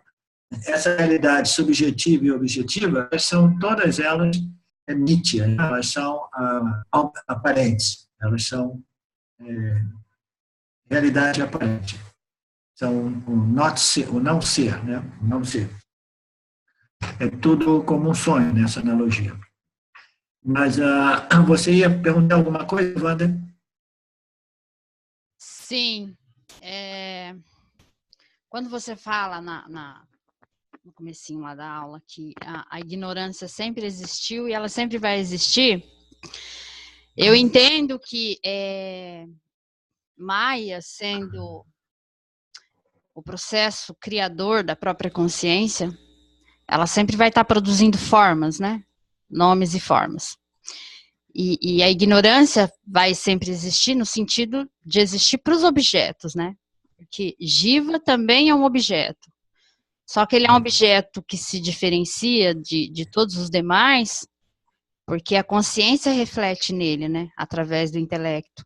Então, esse objeto, ele tem a capacidade de se descobrir sendo essencialmente consciência. E aí, quando a gente está falando de vasanas, corpo causal, corpo sutil, corpo físico, satya, rajas, tamas, a gente está falando do modo como esse objeto se forma, se constitui e funciona, né? Na realidade, a gente está entendendo como essa identidade secundária da consciência, ela atua.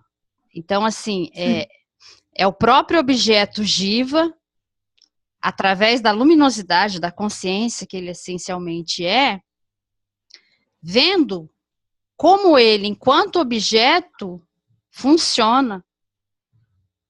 Porque percebo que todas as ações do Jiva, né, as motivações, elas vêm das vasanas do corpo causal.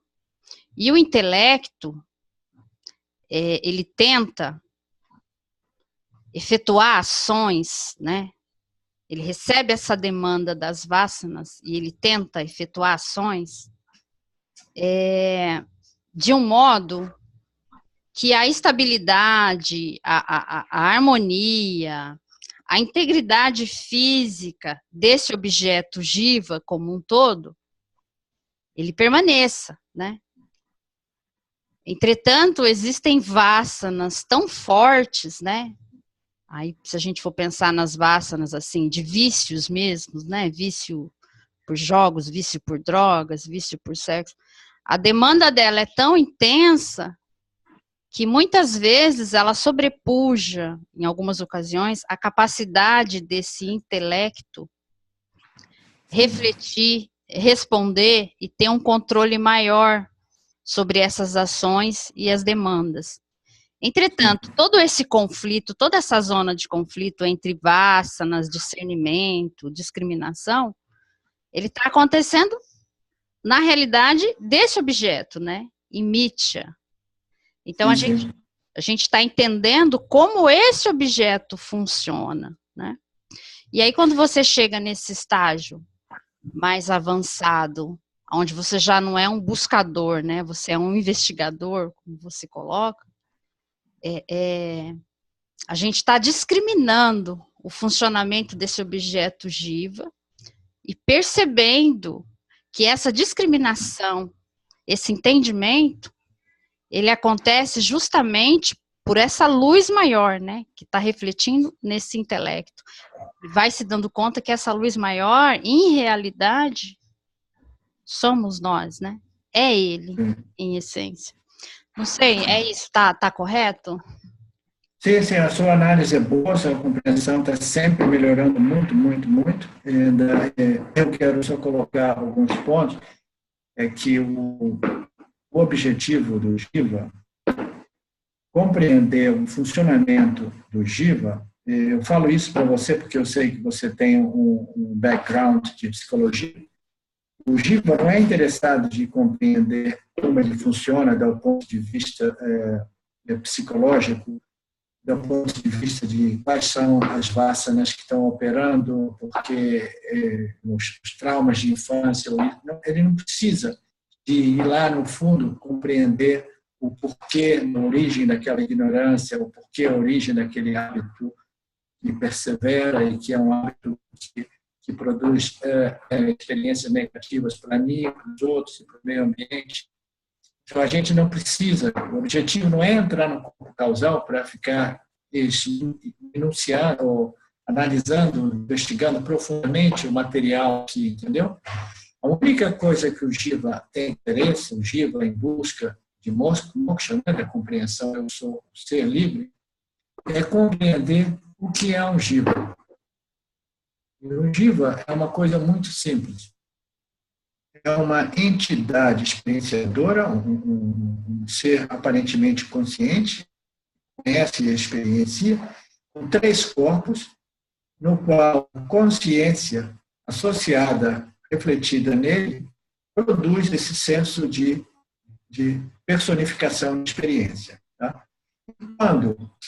E nesse senso de... A consciência reflete nele, ilumina o campo, ele começa a contatar os objetos, e no contatar ele vai desenvolvendo preferências. Essas preferências vão sendo depositadas como aquilo que ele quer, aquilo que ele não quer, aquilo que ele gosta, aquilo que ele não gosta, aquilo que ele deseja, aquilo que ele odeia. Isso é um processo natural que todos nós somos vítimas. Tá? A gente chama de Maya a ignorância, porque o ser, sendo ele não dual, Maya faz ele aparecer como dual. O que é a dualidade? A dualidade é o sujeito e o objeto, que é a dualidade. O ser aparece como um sujeito individual, milhares, bilhões, trilhões de Jiva, e os objetos são todos os outros objetos que ocorrem. O Jiva é um objeto, naturalmente, que reflete. Então, esse fenômeno do Jiva vai produzir preferências, porque na medida que ele contata o mundo dos objetos, ele vai gostar ou não gostar de determinados objetos experientes. Produz isso, a gente chama disso de ignorância fundamental, retornando para a minha linha de pensamento, porque Maya causa aquilo que é não dual aparecer como dual. O Jiva humano, ele fica preso nessa roda viva, né, de vida, morte, renascimento. Por quê? Porque ele tem esse corpo de vasanas, que são as impressões, as sementes de experiências passadas, que constantemente demandam a necessidade de expressão. Elas aparecem na mente consciente do Jiva, demandando um contato com o campo para tentar obter algum daqueles objetos de desejo ou evitar alguns daqueles objetos de aversão. Então, nós somos vítimas dessa constante demanda de correr atrás de alguma coisa ou tentar correr atrás de evitar alguma coisa, ou tentar evitar alguma coisa. Tudo isso porque essas preferências foram depositadas aqui e se desenvolveram como tendências. E elas criam tanto corpo que elas viram tendências tiranas, compulsivas. Elas ficam constantemente forçando a barra. Então, o que ocorre? O Jiva, a vida do Jiva, nada mais é do que um constante ser operado por suas vasanas. E as vasanas de todos os Jivas na humanidade são vasanas baseadas nessa ignorância fundamental.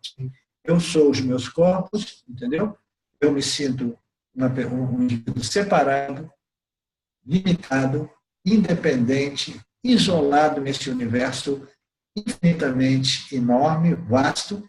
Eu me sinto nada, me sinto inadequado, e eu preciso constantemente de obter esses desejos, que são fundamentalmente baseados em desejos de segurança, prazer ou de virtude, esses desejos por objetos de experiência, de modo que eu possa me sentir um pouco mais tranquilo, relaxado.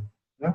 Essas vasanas vão ficar agitando a mente do indivíduo constantemente, passando essa mensagem: ei, vai e corre atrás disso, corre atrás disso, você precisa disso, precisa daquilo, precisa dessa experiência, daquela experiência. Então, a vida do indivíduo é constantemente nesse ciclo de vasana, desejo, ação, vasana, desejo e ação. E cada ação vai reforçando as vasanas anteriores, entendeu? Então, é um ciclo que não tem saída, é um ciclo vicioso, né? O que a gente chama de um círculo vicioso.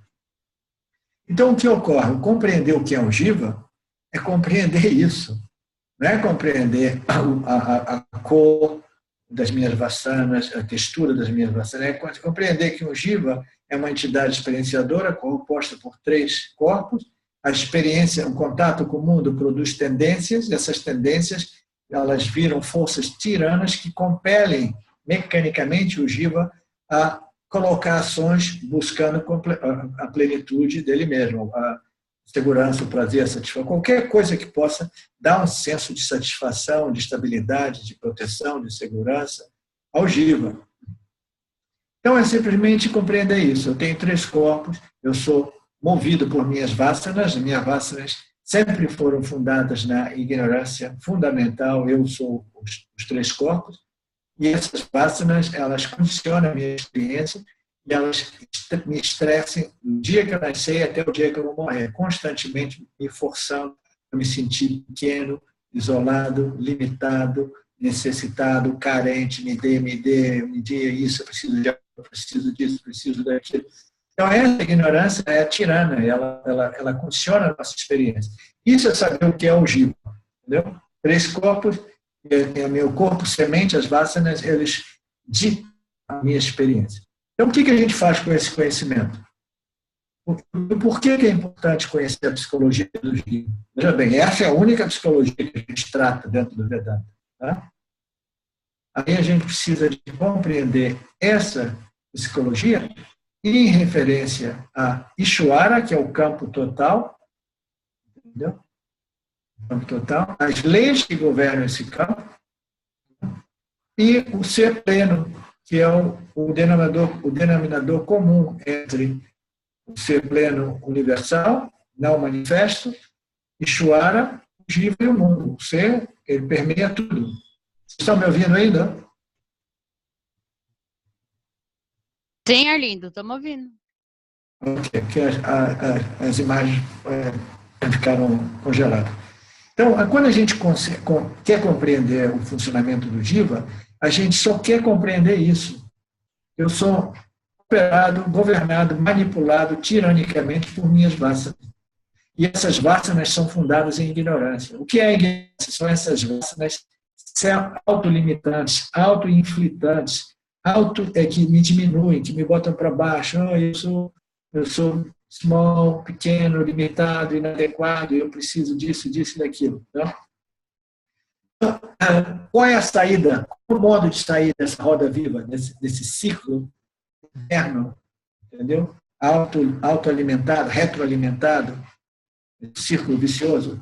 O único modo é através da modificação do nosso corpo de vasanas.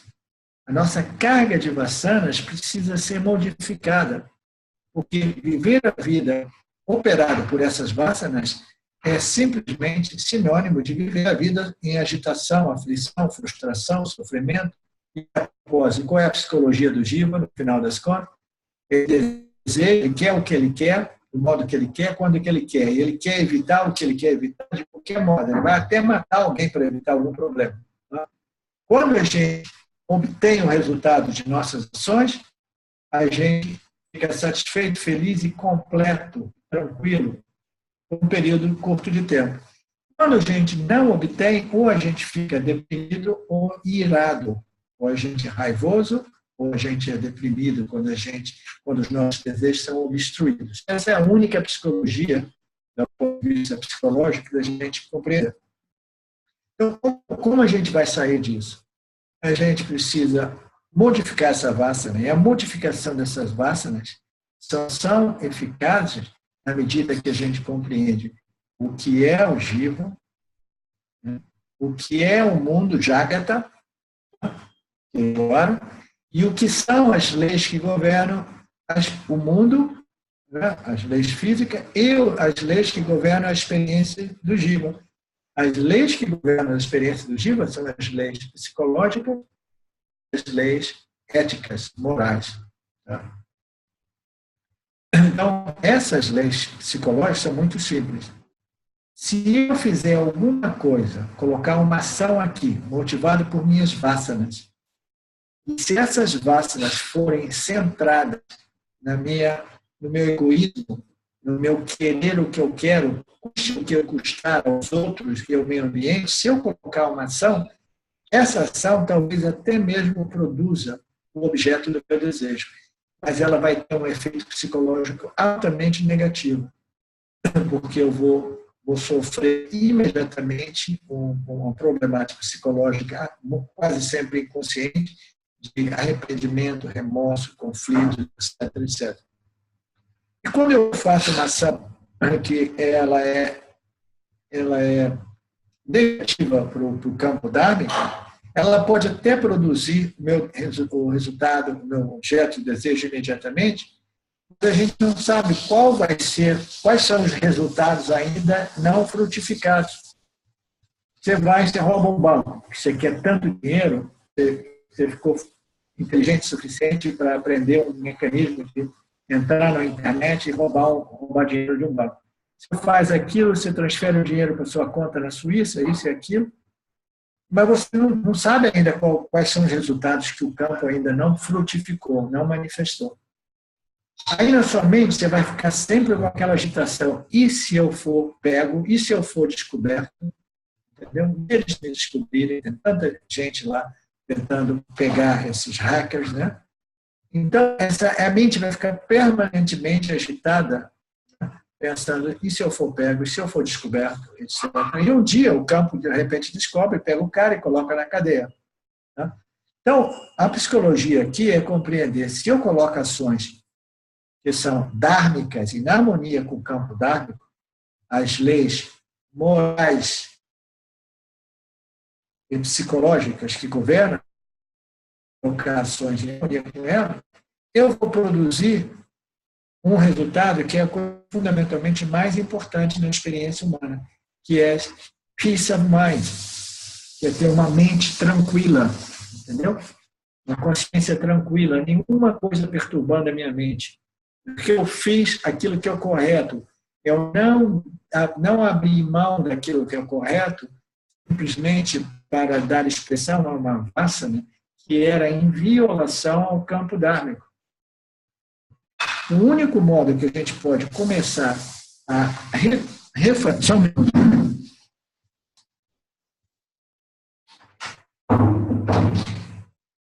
O único modo que a gente pode realmente começar a reprogramar o nosso corpo causal é através do estudo e compreensão do que é o Dharma e o que é Karma.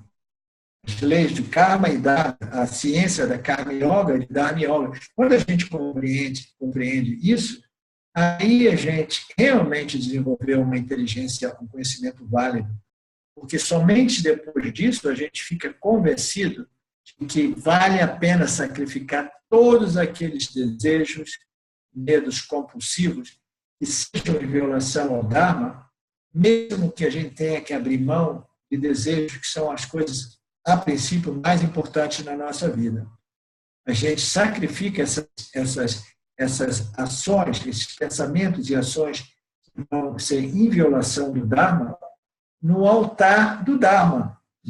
Sacrifício é uma palavra linda, se a gente compreender o significado dela. A gente sacrifica essas vássanas que são baseadas na ignorância do ser, que diz, eu preciso disso a todo custo, dou a quem doer, eu vou enganar, ninguém vai me pegar, vou fazer, vou manipular. Entendeu? Toda essa coisa que é muito presente na cultura brasileira, de querer levar vantagem, fazer isso. Então, somente o estudo, a compreensão clara do que é Karma Yoga, Dharma Yoga, vai gerar a força mental, né? Força de vontade, baseada na compreensão pura, de que é de interesse direto do Jiva sacrificar todas aquelas vasanas e seguir o Dharma. Somente a compreensão vai gerar essa força, esse willpower, essa força capaz de sacrificar essas vasanas. Todas as estruturas religiosas dizem, não faça isso, não faça isso, não faça isso, são as normas de conduta. Mas todas essas estruturas religiosas falham porque elas não oferecem a lógica por trás disso. No máximo elas dizem, não, você tem que fazer só isso, faça o bem, não faça nada aos outros que você não queira seja feito para você, porque senão você vai queimar no inferno. Você vai para o inferno. E se você seguir as normas de conduta da nossa religião, você vai para o céu. Nos dias de hoje, ninguém acredita mais em céu e inferno. Até mesmo aquelas pessoas mais simples, elas têm uma certa desconfiança. Entendeu? Então, as pessoas, elas seguem aquelas normas de condutas só até o ponto que elas tenham ainda medo de serem pegas, serem descobertas. Mas por trás das cortinas, elas fazem aquilo que elas fazem, sempre na esperança que ninguém vai descobrir. Né? Então, a menos que o indivíduo realmente compreenda a lógica por trás dessas leis morais, dármicas, éticas, de seguir, fazer sempre, está sempre mantendo os pensamentos e ações em harmonia com o campo, aquilo que seja de interesse, seguindo esses valores universais. A compreensão do Dharma é compreender os valores que são de interesse da totalidade, as ações e os pensamentos que são de interesse da totalidade, harmonizar os meus interesses pessoais com os interesses da totalidade. A menos que o indivíduo compreenda isso, ele não vai conseguir frear ou filtrar essas vasanas que querem constantemente quebrar as regras do jogo para obter o que elas querem a todo custo. Então, o único modo de reprogramar o nosso campo causal é desenvolver vasanas que não são baseadas naquilo que eu quero e que eu não quero, mas que são vasanas baseadas naquilo que é dármico, naquilo que é justo, naquilo que é correto, naquilo que é em harmonia com a minha natureza fundamental e a natureza de Ishvara, do campo. O único modo é através do estudo e compreensão das escrituras. Nós somos uma máquina constantemente programada por nossas vasanas. A vida humana nada mais é vasanas em operação constante. E o único modo de desenvolver uma vasana que vai produzir resultados positivos. Qual é o resultado positivo, fundamentalmente? Não é aquele objeto de nosso desejo. A gente não quer um objeto simplesmente porque pelo objeto. A gente quer um objeto simplesmente porque aquele objeto representa segurança, representa prazer, satisfação, etc. Todos os objetos que a gente gente não busca por ele mesmo, porque a gente quer ser completo, a gente quer se livrar de um senso de limitação que é imposta, aparentemente, pela ausência desse objeto. Então, na medida que a gente compreende que o ser, fundamentalmente, já é pleno e completo, e que a experiência humana nada mais é do que vasanas em operação, e que as vasanas que são fundadas nessa ignorância, elas vão ficar se perpetuando constantemente, sendo reforçadas, perpetuando, e produzindo sempre uma experiência de conflito. A gente quer os objetos, não pelos objetos, a gente só quer obter o que a gente tem, porque a gente, quando obtém, a gente tem peace of mind. A mente fica resolvida, ela fica sativa, fica tranquila. Todos aqueles pensamentos que diziam, você precisa disso, senão é um perigo, precisa daquilo. Quando você obtém o objeto, aqueles pensamentos eles se resolvem e a mente fica sativa, que você curte aquela paz, aquela tranquilidade, serenidade, que é a natureza de uma mente satívica. Quando você compreende isso, você não quer buscar uma mente satívica indiretamente através da obtenção do objeto, você vai buscar essa mente satívica através da resposta ao meio ambiente, não buscando o objeto, mas seguindo o Dharma. Porque você pode, seguindo o Dharma, você vai desenvolver uma mente satívica. Obtendo os objetos, a mente fica satívica só por um período curto de tempo. Por que não seguir o Dharma e obter uma mente permanentemente satívica, se a mente é o nosso instrumento primário, aquilo que permite a gente curtir qualquer objeto de experiência? A gente pode ter tudo aquilo que a gente deseja, mas se a mente estiver perturbada, a gente não curte nada.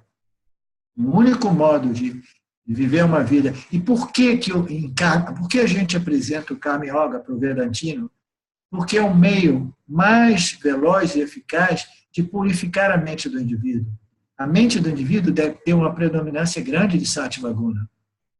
E se ela estiver guiada por essas vasanas baseadas no querer e no querer, desejos e aversões, essa mente vai estar cheia de rajas e tamas, perturbada, né?